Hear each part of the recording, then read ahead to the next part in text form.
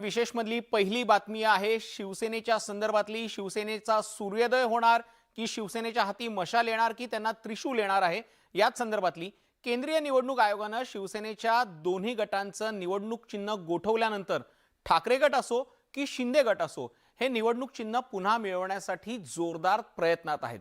सोबतच शिवसेनेच्या वतीनं निवडणूक चिन्हांसाठी 3 नावांचा प्रस्ताव देण्यात आलेला आहे। मात्र दोन्ही गट बाळासाहेब ठाकरे यांचंच नाव आपल्याला मिळावं यासाठी केंद्रीय निवडणूक आयोगाकडे प्रस्ताव घेऊन जाणार आहेत। याच संदर्भात केंद्रीय निवडणूक आयुक्त सोमवारी निर्णय देण्याची शक्यता वर्तवली जाते। पडद्यामागे घडणाऱ्या घडामोडींवर टाकूयात एक नजर या विशेष रिपोर्टच्या माध्यमातून। आता वाद नवीन नावाचा, नवीन चिन्हाचा। शिवसेना बाळासाहेब ठाकरे नावासाठी दोन्ही गट आग्रही। सोमवारी निर्णयाची शक्यता। निवडणूक आयोगाच्या कार्यालयात शनिवारी पार पडलेल्या बैठकीनंतर शिवसेनेचे निवडणूक चिन्ह गोठवण्याचा हंगामी निर्णय घेण्यात आला। शिवसेना हे पक्षाचं मूळ नाव वापरण्यासही दोन्ही गटांना मनाई करण्यात आली आहे। त्यामुळे शिवसेना आणि शिंदे गटाला पक्षासाठी नव्या नावाची आणि नव्या निवडणूक चिन्हाची निवड करावी लागणार आहे।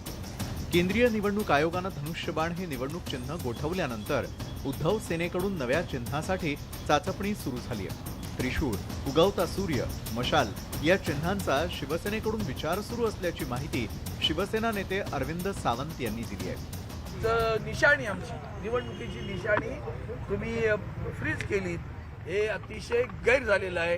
हे गैरकानून आहे, बेकायदेशीर आहे आणि अनैतिक सुद्धा आहे।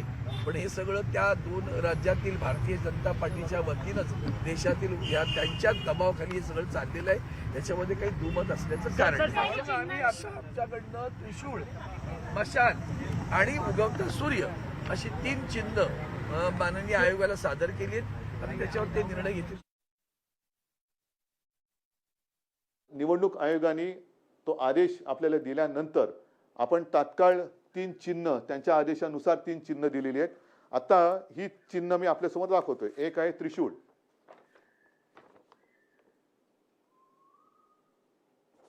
दुसरा आहे उगवता सूर्य आणि तिसरा आहे धगधगती मशाल। 3 नावं सुद्धा आपण तात्पुरत्या वेळासाठी का होईना आपण निवडणूक आयोगाला काल दिलेली आहेत। त्यातलं पहिलं नाव आहे शिवसेना बाळासाहेब ठाकरे, दुसरं नाव आहे शिवसेना बाळासाहेब प्रबोधनकार ठाकरे आणि शिवसेना बाळासाहेब ठाकरे, शिवसेना उद्धव ठाकरे आणि शिवसेना बाळासाहेब प्रबोधनकार ठाकरे अशी पर्यायी नावं पक्षांतर्गत नेत्यांनी पक्षासाठी सुचवली असल्याची माहिती समोर येते। या संदर्भात राजधानी दिल्लीत उशिरापर्यंत बैठकीचं सत्र सुरू होतं। कायदे तज्ञ आणि उद्धव गटाचे ज्येष्ठ नेते यांच्यात महत्त्वपूर्ण बैठक झाल्याचंही शिवसेना नेत्यांनी स्पष्ट केलंय।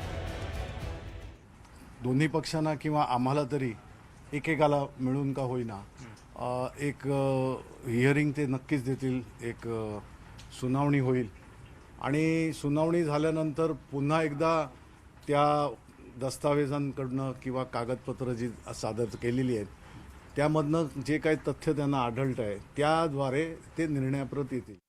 जिस तरीके से इन लोगों ने बार बार कहते हैं कि पार्टी पक्ष बाला साहेब ठाकरे जी का जो सोच है, जो विचार है, उसको आगे लेकर जाएंगे।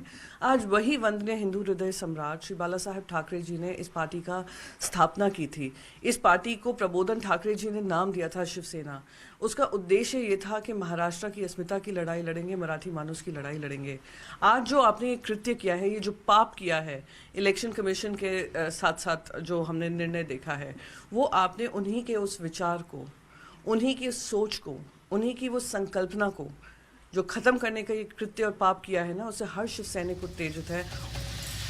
निवडणूक आयोगाच्या या निर्णयाविरोधात उद्धव ठाकरे समर्थकांचा गट सर्वोच्च न्यायालयाचं दार ठोठावणार असल्याची माहिती खासदार अरविंद सावंत यांनी दिली आहे। मात्र शिवसेनेच्या दोन्ही गटांना सोमवारी दुपारपर्यंत आपापलं म्हणणं मांडायचं असून त्याच दिवशी निर्णयाची शक्यता देखील वर्तवण्यात येते आहे। त्याच्या दोन्ही गटांनी बाळासाहेबांचं नाव मिळावं यासाठी केंद्रीय निवडणूक आयोगामध्ये आपली याचिका दाखल केली आहे।